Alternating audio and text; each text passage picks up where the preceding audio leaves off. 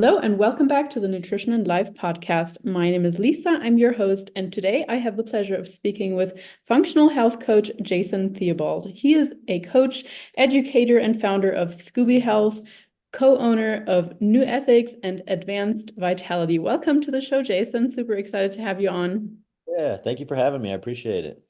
I heard Jason's presentation at the Hybrid Health Summit in January, and I was super, super impressed and just taken by everything that he said. So I am incredibly excited to talk about all things weight loss resistance, perimenopausal or menopausal strategies today. But before we get into it, I would love for you to just introduce yourself a little bit, tell us a little bit about your story and how you got to where you are today.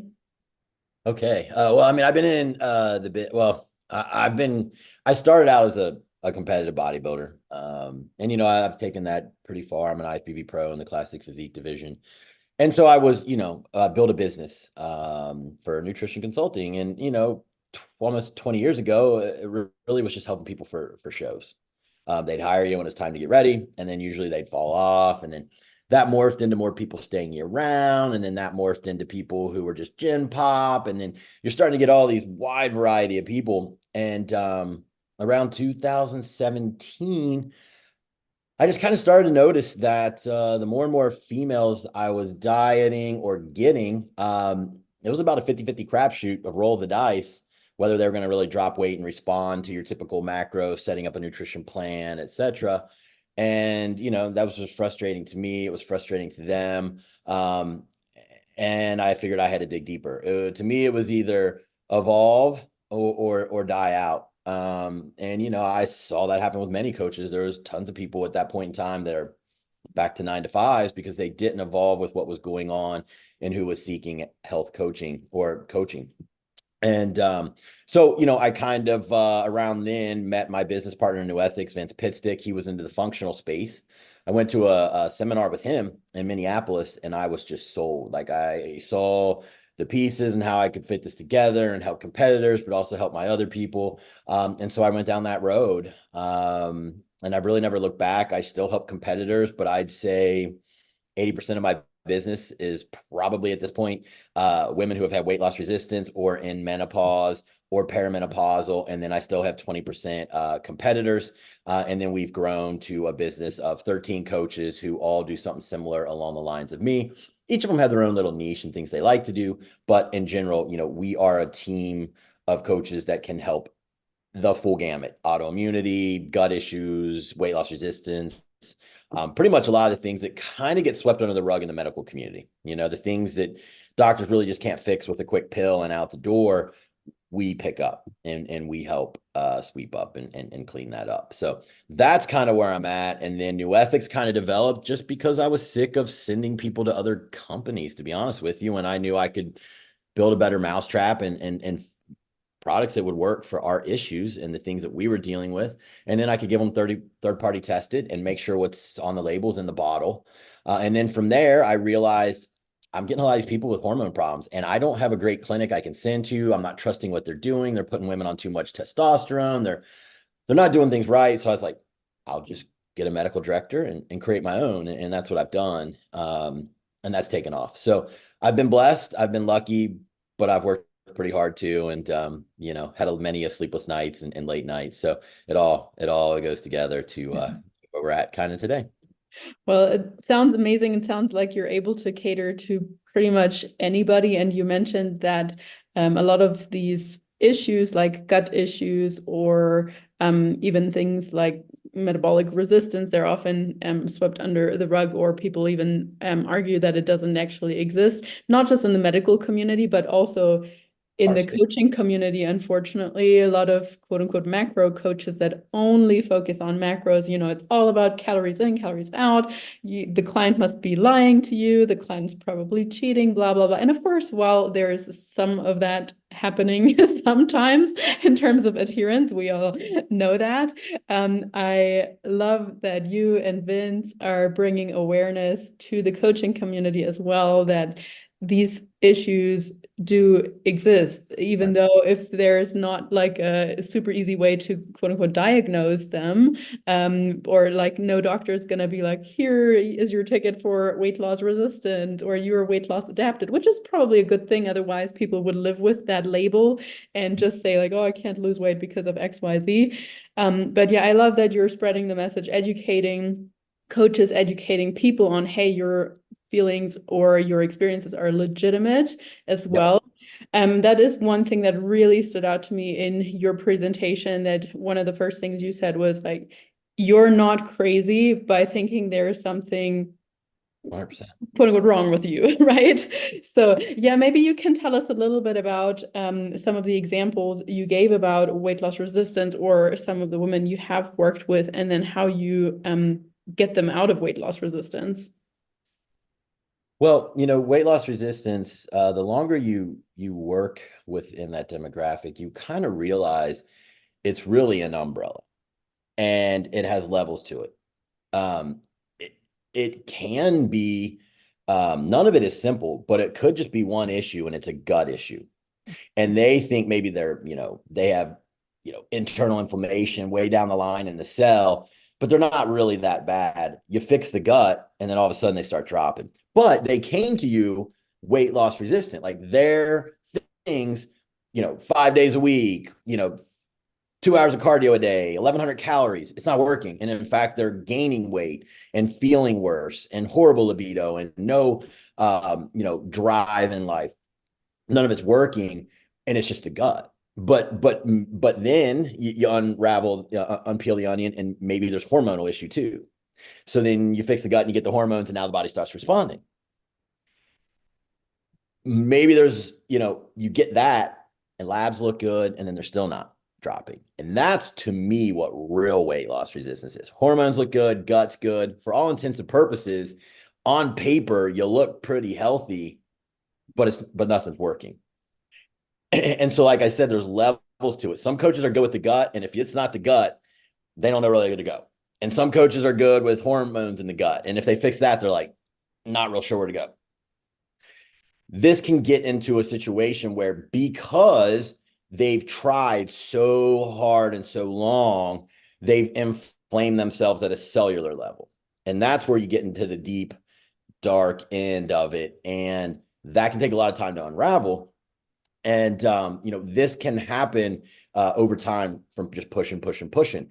All it is your immune system finally realizes there's a lot of stress going on and it starts to react to it and can become overactive. You're puffy, you got brain fog, you're not going to the bathroom, your libido's terrible.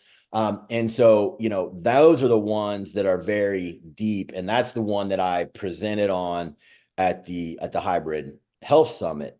And we can touch on that a little bit in a minute, but I want everyone to understand, like, just because you're initially not dropping, it could be just as simple as gut. It could be just as simple as hormones.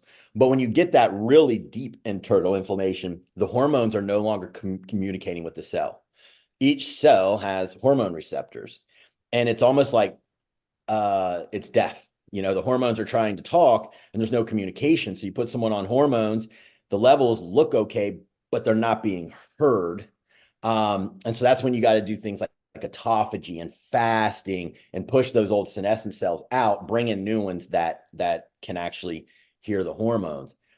And then you get into things where people just become sugar burners. They're not switching over to burning fat. And, people don't realize, but, we have a capability to burn carbs, but also fat. Fat burns in the flame of a carbohydrate. So you eat, and then an hour later, you should be burning some fat. And you should see this on a ketone. You can use a keto mojo, and it'll do your blood glucose and your ketones. Well, if you're a low or a 0.1 all the time, you're not burning any fat. You're stuck burning sugar. So, that's where you can get into having to use autophagy and getting all these things out, getting that cellular inflammation out, getting the body to relearn to burn fat too, and bring back that metabolic flexibility. So I know I just spewed out a lot, but it kind of runs the gamut. But for me, the real weight loss resistant people are like, labs look good, gut's not bad, and no one knows why it's not going anywhere. It's not really showing up on the labs. Great. Thank you for that overview. And in regards to this particular scenario, so let's say you take on a client like that, what kind of conversation do you have with them to start off with? Do you just say, hey, we're going to work on the gut and hormones first and see if that's all good, and if not, we will proceed differently? Do you have that open conversation with them right away? Yeah, you have to. And I have assessment forms that help me um, kind of figure out where I need to go with the client. And I teach this in my Scooby U. I have a university too where I teach coaches how to unravel all these cases. Um, and so it starts with a really good assessment when they come in the door. So I have a weight loss resistance form. It's got about probably 15 different symptoms that they might experience. And if there's 5 or more on there, then I'm like, okay, we've probably got some stuff going on at the cellular level. Immune system's probably a little bit in overdrive. They're puffy, they're brain fogged, all these different things. So I explained to them, hey, you've got other issues too we're seeing on the form, but we might have to take this to a level where we have to do autophagy, and we're gonna have to fast, and we're gonna have to get these cells out and bring and help you manufacture new ones and really just kind of clean out the body. And so I have that conversation about how long it could take. And my other forms, I have a whole gut assessment form. So I can already say, hey, gut isn't looking good. I can do a few things here. I can flush you out. I can get you on proper enzymes. Look like they're depleted of this, and this, hydrochloric bile. But if you're not still good, then I got to get a GI map. And that could take 8 weeks to 10 weeks just to fix all that. By the way, we're still going to run some hormones because I'm seeing hormonal issues. I have a form called a metabolic stress questionnaire, and I can see where like maybe there's some hormonal issues. So a lot of times I'm at least getting labs. I have a specific panel I like. And then if I can't get you healthy within about 4 weeks of coming on with your gut, then I need a GI map. And I've got to get your gut healthy before I do anything else. If you don't have good gut health, it's going to affect your thyroid, it's going to affect your adrenals, and it's going to trickle on down to the point where your body's really probably not going to lose fat well. Now, I've seen coaches force it with PEDs. You can throw in T3 and you can throw in Clen, you can throw in anabolics and really cardio them, but the gut's just getting worse and worse. But your natural person at 45 that doesn't have any of those at their disposal, you got to fix the gut. You're not going to be able to force the body to do anything if they're not absorbing their nutrients well. So the body's already sensing it's starving. They're giving it maybe 1,100 and it's probably only absorbing 600. So, yes, in the door, I have proper forms that I assess. I call them my gatekeepers. If you don't pass it, you're a functional client. If you do, cool. You want to cut and you're on enough calories, you're not overcardioing yourself, you're healthy, great. Let's hop right in. Most people that come to me are not on that side of things because they know what I do and they're seeking me out for that, for the functional side.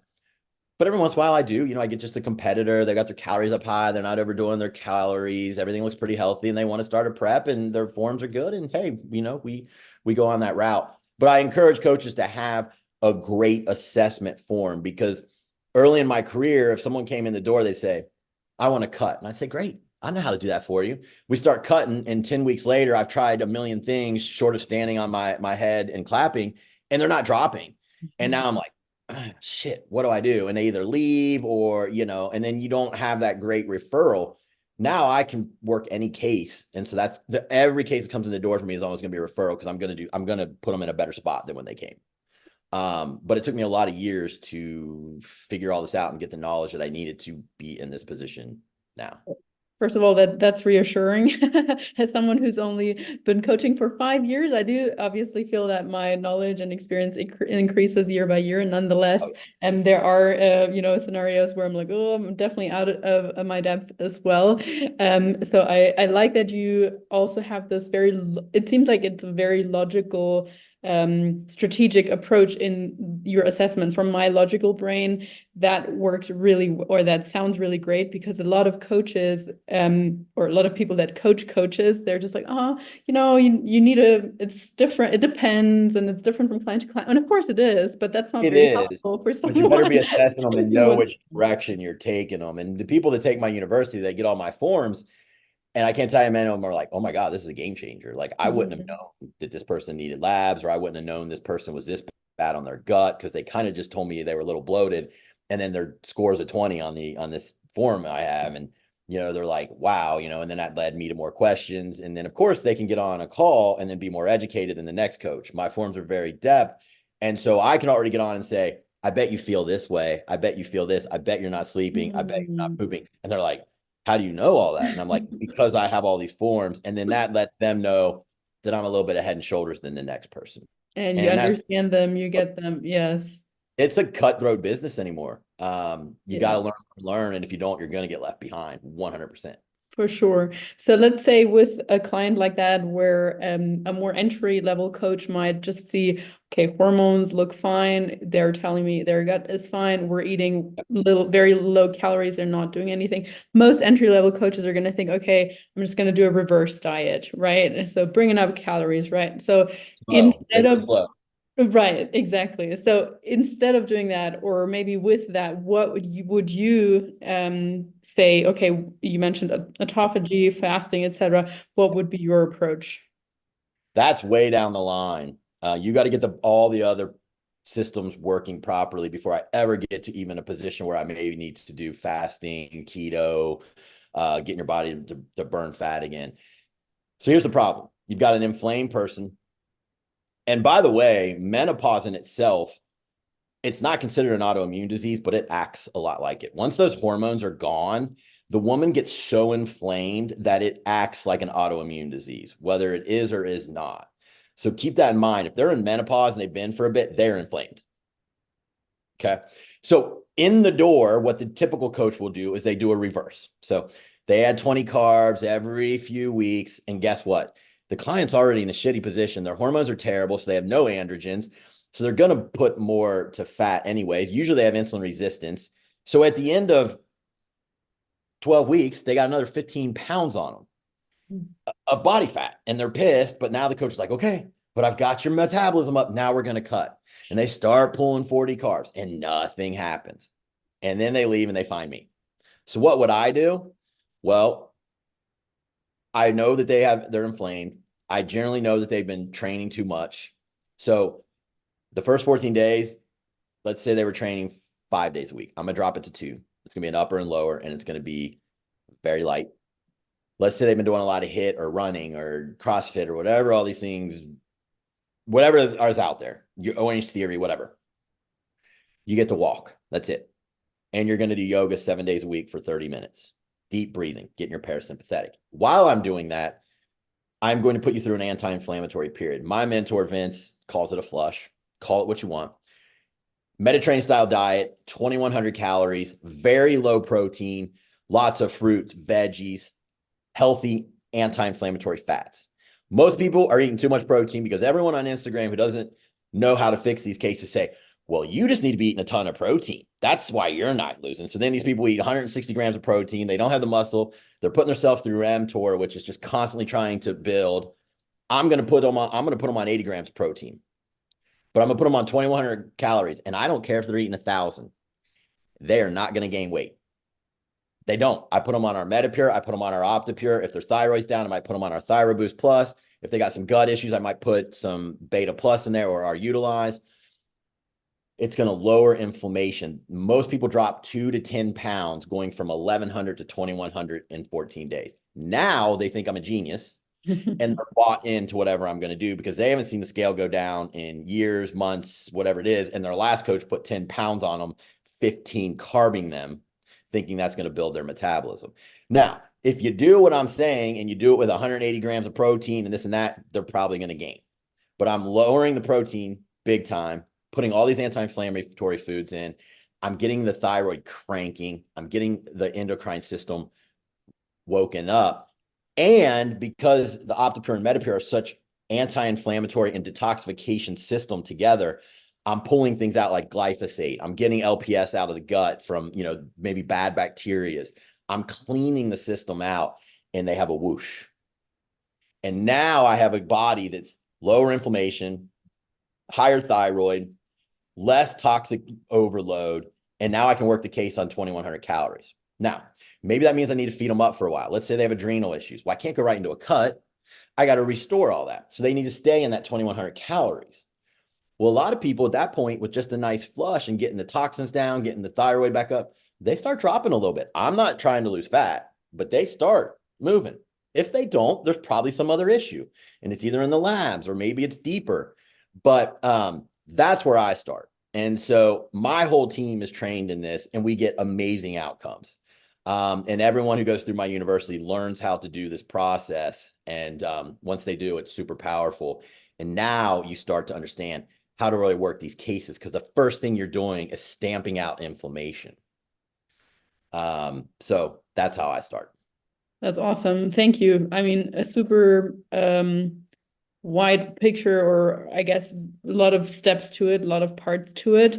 Of course, the prospect of eating 2,100 calories or so sounds amazing to anyone who's been starving themselves on 1,200 or less. And although in saying that they probably don't even have any hunger symptoms anymore because they're so adapted at that point. It might not. Ghrelin and leptin are usually skewed.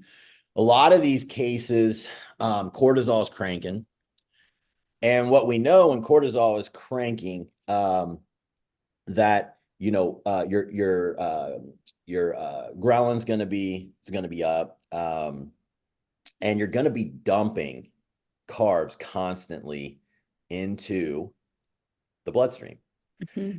And so you're never really able to get into fat burning, because the cortisol is signaling glucagon, which tells your liver, if cortisol's up, glucagon's up. And that's telling your liver to dump carbs constantly.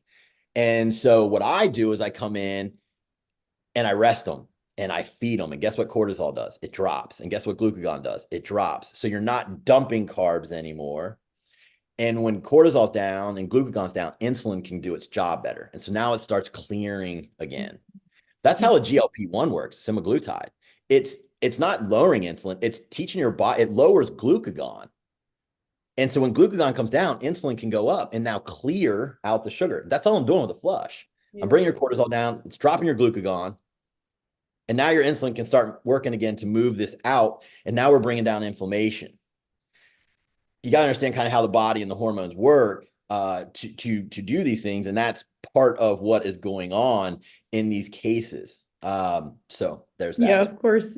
My primary question there is also, again, I've always begun like client communication expectations. And as you said, they usually have the buy-in because they've probably already tried everything under the sun. So at that point in time, they're just happy for you to do, whatever it takes, and probably quite patient. But nonetheless, adherence is such a big thing. So if you tell them for the next, I don't know, 2 months, you can literally only eat of the Mediterranean diet sheet that I'm giving you, or whatever that I'm providing you with. You cannot have any alcohol, I believe, no caffeine either, probably. And those First 14 days, I do pull it, because usually there's an adrenal component.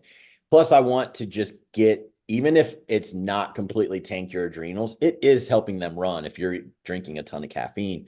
So we're going to pull that and detoxify the whole system. You're going to have a headache probably at first if you're a big caffeine. But yeah, in general, do you or your coaches sometimes run into issues with adherence where they then a couple of days later are like, oh, we had pizza night with the family, or I just really wanted to have a glass of wine with my husband? So, I only ask the no alcohol for the first 14 days. The caffeine's the same, but once I get them detoxed and they're like, hey, can I go back on the caffeine? I'm like, how do you feel? They're like, great. How you sleeping? Awesome. I'm like, why? Why can't you do decaf? Why do you need it? And they're like, oh, yeah, okay. I'll be honest with you. The people that seek me out usually have been from doctor to doctor, coach to coach. They're like putty in my hands. And maybe it's my authority. They don't want to disappoint me. I'm a scary figure. I don't know, but I generally don't have much problem with it. Now, some of my coaches do. And when I meet with my team every week and we go over the toughest cases we have in our system, and they do have some of those issues. I'm also not cheap. And so if you're going to spend that kind of money, most people are like, yeah, I'm in. And then when they have that drop in their body and they're eating this more food and they're doing less work and it's starting to work, they're like, I'm just going to listen to this guy. So I'm not saying it never happens. I have people that check in, they go, well, I didn't feel good. And, I got this bad news and I ate something. And it's like, okay, well, let's just get back on it. But as far as like true adherence, I really don't get a ton of pushback. I know it's out there, but again, my price point, it's not $200. I mean, I'm my minimum is $625 to work with me. If you're putting out that kind of money and you've been from doctor to doctor, person to person, and you're getting nowhere, and now you start seeing it work, they just Yeah. don't really push back on me. They're, like I said, they're kind of putty in my hands. But you know, it does happen to my coaches. So here's what I tell them, just so your audience gets something. You got to remind people that this didn't happen in a day. You know, where they're at didn't happen in a day. It's accumulation of many a years. And, you know, if they go back to their old ways, they're not going to get any better. At least I have you on 2,100 calories, 2,000 calories. You're doing less work. Let's just say they only drop 2 pounds, and for the next 8 weeks, they're not dropping. Well, I say, listen, you're down you're up about 1,000 calories. You're down about 10 hours of less cardio. Why don't you just give me a little more time to let me do my magic and work these? You've seen a million people on my Facebook page or my Instagram. I can get you there, but I told you this wasn't going to be quick. And I always phase things out. So when I write out my program, I'll just say phase 1, phase 2, phase 3, phase 4. And it says this might take 2 weeks for the flush. This gut area might take 12 weeks. And always under promise and then over deliver. So if you think you can get the gut done in 8, tell them 12. And then I can always in the check-in go back and say, hey, I showed you, we weren't fat loss focused here. You've got X, Y, and Z wrong with you. I'm fixing it. I'm working it. Here's where we've come from. You're sleeping better. Your mind's better. You're eating way more. You're doing less work. I will get you to the fat loss. And usually that snaps them back. I love So that. And I love the framing of the expectations as well. While in many cases, of course, more in my coaching cases, it's more about long, sustainable lifestyle changes for the next whatever, how many years sort of thing, because people are in a different situation. I still think having a periodization that you share with them is so helpful. I mean, there's studies, or we can even see that ourselves, that if we have that little, if we're watching a video and we have that little bar at the bottom where we can see how far we are into the video, we're so much more likely to finish it than if we just think it's going to go on forever. I don't want to listen to this anymore. 100%. So yeah, if we have clear And you know, expectations. my final phase is I think anyone should generally tend towards Mediterranean. But I want to get dairy back for you. If you want to have ice cream once a week, great. I want you to be able to have wine once a week. But hey, you got leaky gut and you got Hashimoto's. Leaky gut is one of the biggest problems in autoimmunity. So how are you going to sit there and keep doing alcohol when we know it destroys the mucosa? So, you know, like, which do you want? Do you want no thyroid where you're going to be really heavy, or do you want a good thyroid and give up alcohol for 12 weeks? We get it under control and then you get it once a week. So my goal is to always get you back, but you're going to have to give up something to get something. I mean, that's how life works, right? Like, you don't get anything for free that's worth anything. So there's always a give and take. And then I always remind them, listen, I don't post a lot of things that I eat or do on my Instagram because I've been doing this since I was 18. I've always eaten healthy. My dad was a bodybuilder. I've got a lot in my fitness bank. I've made a shit ton of deposits of healthy eating, going to bed on time. I've never really been a boozer. I hit my protein. I hit my water. So if I want to go and have a big piece of cake once a week, it's not going to affect my abs. I stay 6%. But you didn't invest for 40 years like I've done, or, you know, 30. I started at 18. I'm 46. So you can't do all those things. And I'm sorry you didn't make those investments, but we're doing it now. So that means you don't get that right now. So you got to think of it that way too. What have you invested and what haven't you? And if you haven't invested much, start now, but it's going to take time to build up the reserves so you can make withdrawals.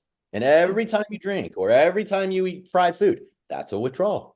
But you hope you have a lot of deposits. So you got to start making deposits. I love So that analogy with regards to finances. I think it makes things click a lot more easily for people to understand in terms of deposits. I do want to shift a little bit into the perimenopausal, menopausal yeah. situation. So with a woman who is just entering that kind of phase, and she's feeling, you know, everything that used to work, it's not working anymore. I'm doing exactly the same thing as I always used to do, and suddenly I'm putting on weight, etc.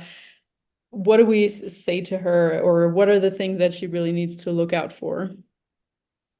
Well, I think the first thing we say is, listen, I know what they get told because I hear it nonstop. They get told, well, you're not that overweight. This is normal for your age. You know, you got a little weight in your belly and your buttocks and your hips. And it's normal. You're good. You're not overweight.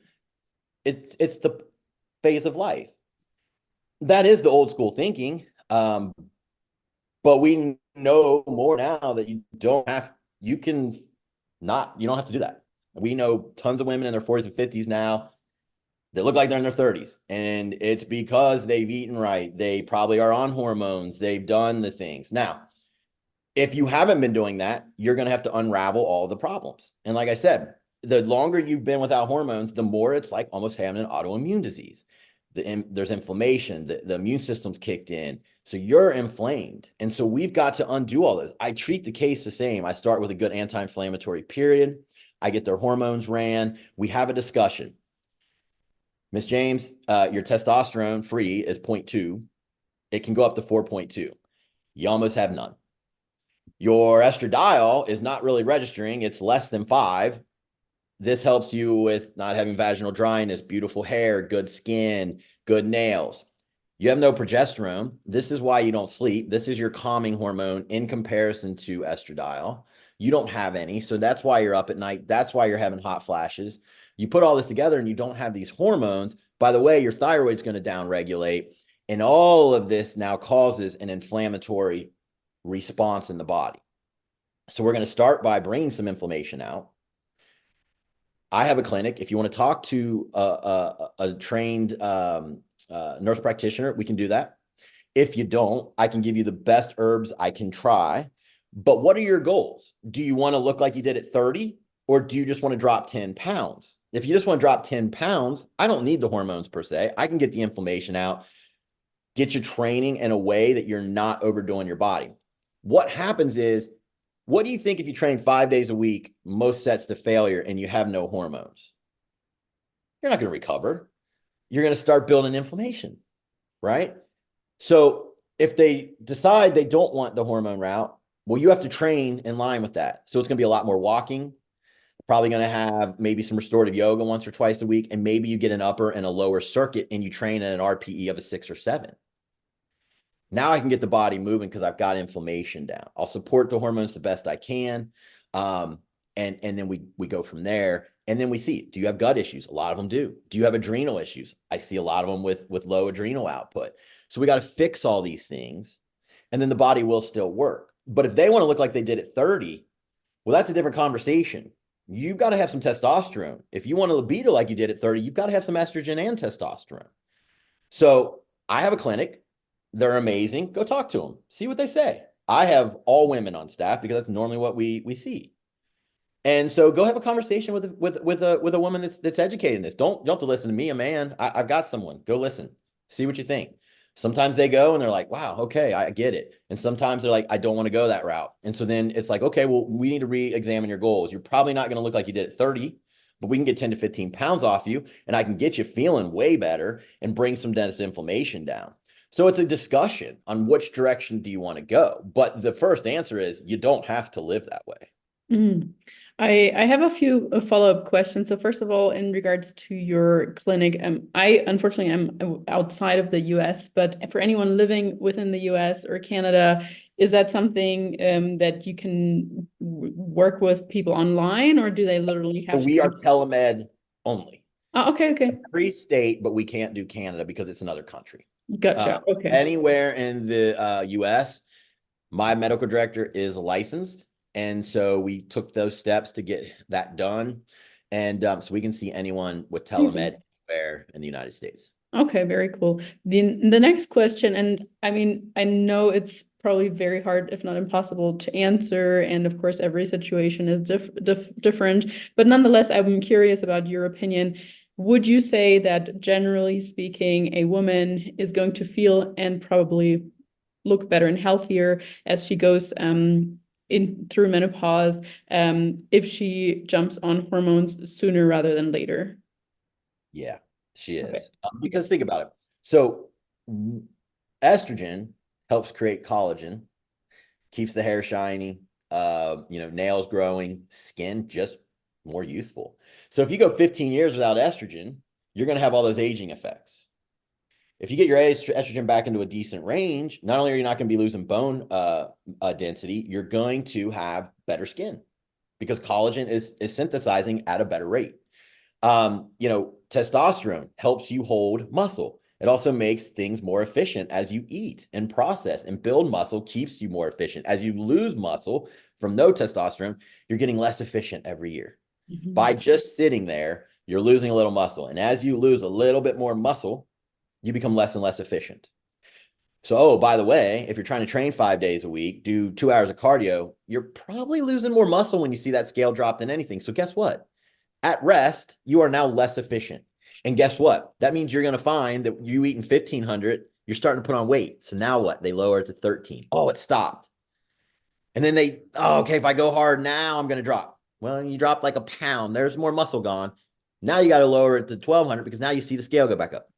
It's a nasty, vicious cycle. So you got to pair your training with what your hormonal baseline is. And so, like I said, I can do that for someone if they say no hormones. Now, why do women mostly say no hormones? It goes back to that study 20 years ago that was done.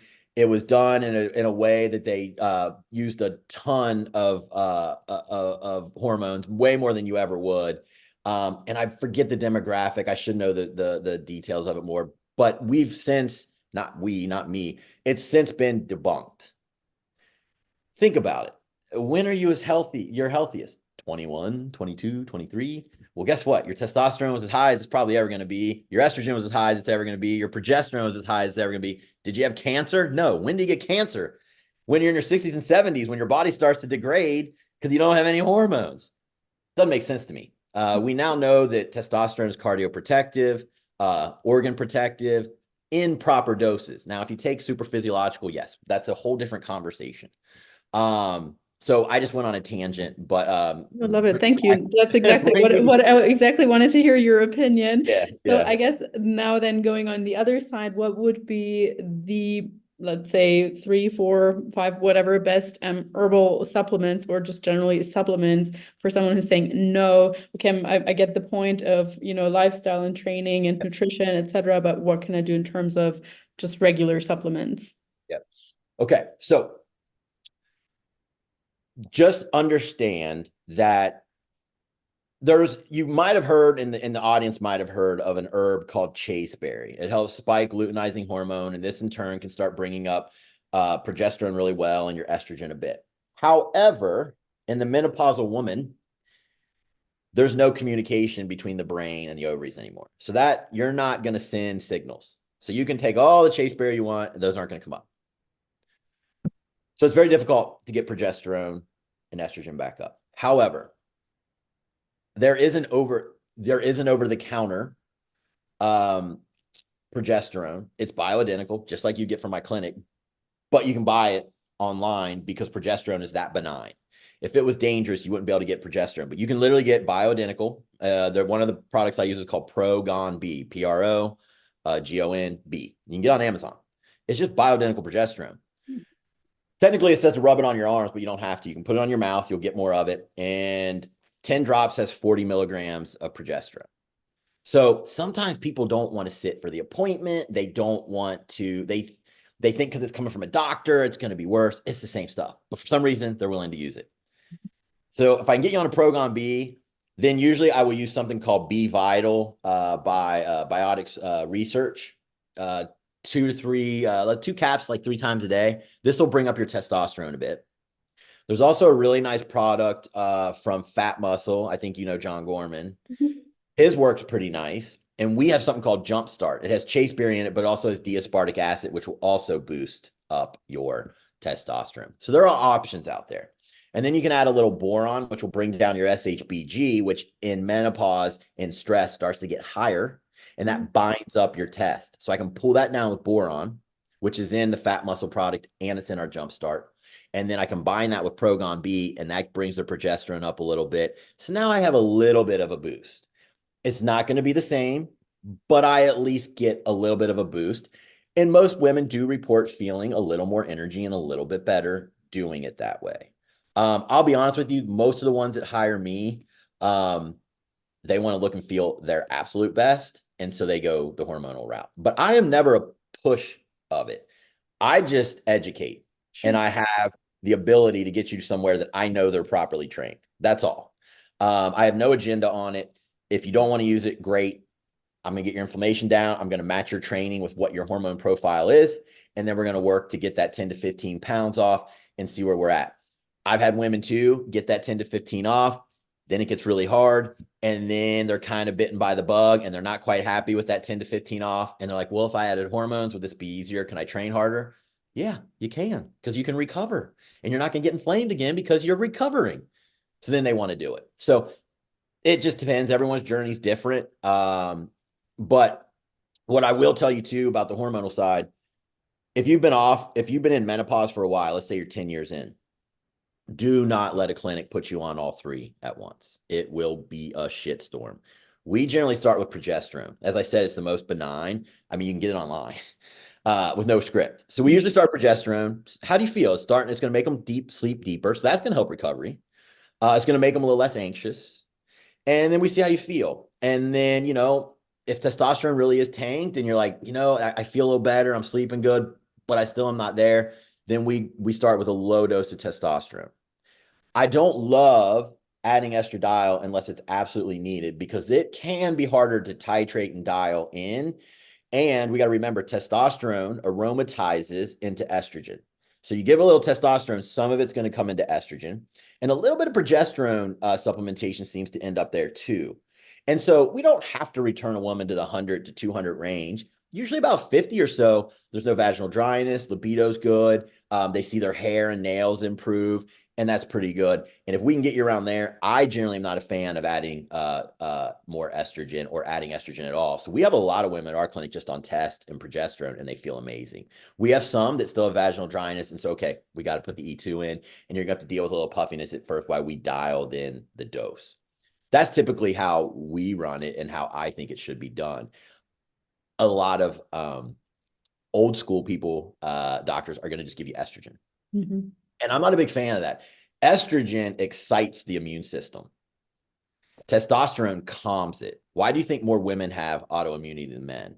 Partly because you guys got more estrogen, especially when you've got these people then who are stressed and progesterone drops out.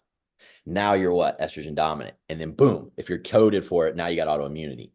So if you're given a woman who has no hormones, only estrogen, and she's already puffy and kind of like in an autoimmune inflamed state, and now you give her more estrogen, man, her weight just usually goes boop. She might feel a little better, but man, the weight just takes off. She gets puffier, and now she's more miserable. It's old school thinking. So, Well, thank you so much, honestly, for this really wide picture. I think you've given so much helpful information, not just for any client potentially going through perimenopause or menopause who might feel weight loss resistant, but also for us coaches. So truly thank you. I'm definitely going to make sure to link all of your sites in the show notes as well. But if you want to shout out your Instagram, that might be helpful already. so it's my name, Jason, and then Theobald, T as in Tom, HEO, B as in boy, ALD, _ Scooby Health. Our website is scoobyhealth.com, and you can find a list of all of our coaches and my Scooby U University there, where I teach coaches my methods and how they can better dial in their clients with a lot of these complicated issues.